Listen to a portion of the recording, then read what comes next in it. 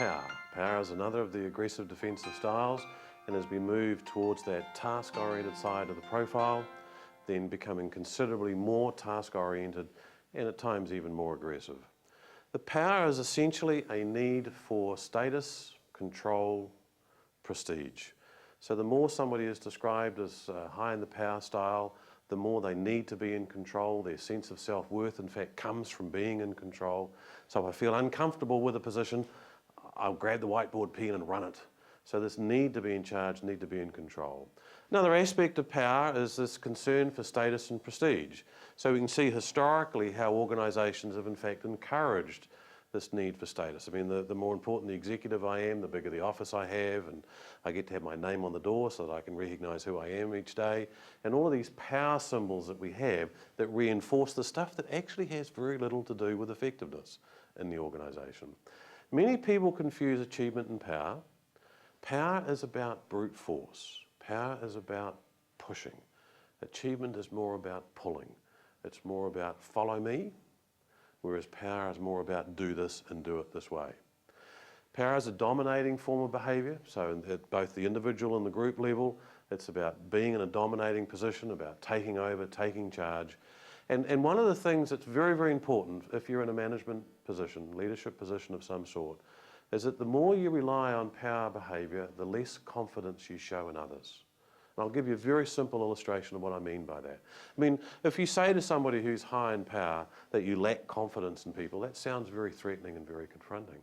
But here's a very typical scenario in a family situation with a high power parent. You've got teenage kids, you're all going out the door to go somewhere on the weekend or whatever it might be, and you yell out to your 15-year-old daughter to lock the door, make sure you lock the door behind you, and she locks the door. Now, the higher you are in power, the more you're going to feel pressure to go and check that she actually locked the door. That's simple, everyday lack of confidence in people. So if you can recognise that sort of thing in yourself, if I know it's been done, then I know it has been done.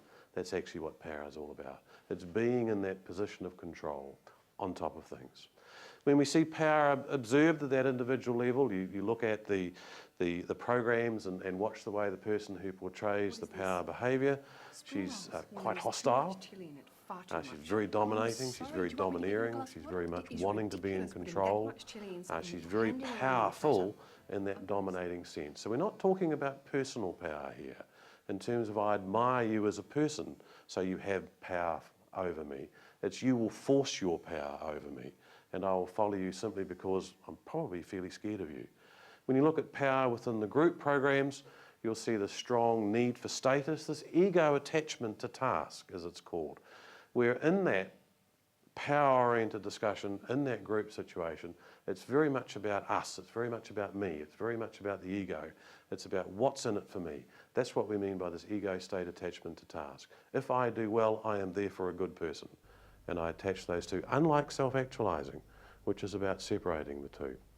At the organisational level, we can see power norms encouraged, where the organisation is very authoritarian, strongly centralised, strongly regulated, and rigidly controlled, where basically we encourage people at the top end to have power, and in fact what we end up doing is encouraging people at lower levels to be very dependent upon those few who have the power. So if your profile is telling you that there's a reasonably high level of power there, it's around how do I change the way in which I interact with people, way in which I interact with the task. Can I take that strong controlling need to be in charge urge and transform that into a goal orientation, something that is more aspirational about how do we climb towards this rather than how do I push you towards this. When I look at an executive group and there's a common element of power within that executive group, and I ask the question, do you think you have a succession problem? Do you have a very large gap between you folks and the next level of management under you? Every time the answer is yes. Because the more the executives use power in their management of the business, then the less they're actually allowing people to be empowered below them. And so it's all in their hands. They're the busiest 10 guys in the business. Again, when we look at this aggressive defensive style of behaviour, and in particularly power, there is some evidence to suggest that, as I said earlier in the aggressive defensive cluster, there is some evidence that the likes of power can produce performance but only over the short term. And so what it does is it creates volatility of performance. So as long as we drive hard and we have our foot on the pedal, we'll do well. But then we get tired, so we take our foot off the pedal and business tends to go down a little. So we can look at this volatility in relationship to these aggressive defensive styles, whereas in relation to the constructive styles, it's a much more consistent, sustainable growth cycle. So power is exhausting. The power manager is generally somewhat stressed, usually often very tired, and feels that, you know, it's the old expression, if you want a job done properly, you've got to do it yourself. That's a classic power statement. And so they never delegate, they never grow people around them. And that's the limiting aspects of power for you. That's power.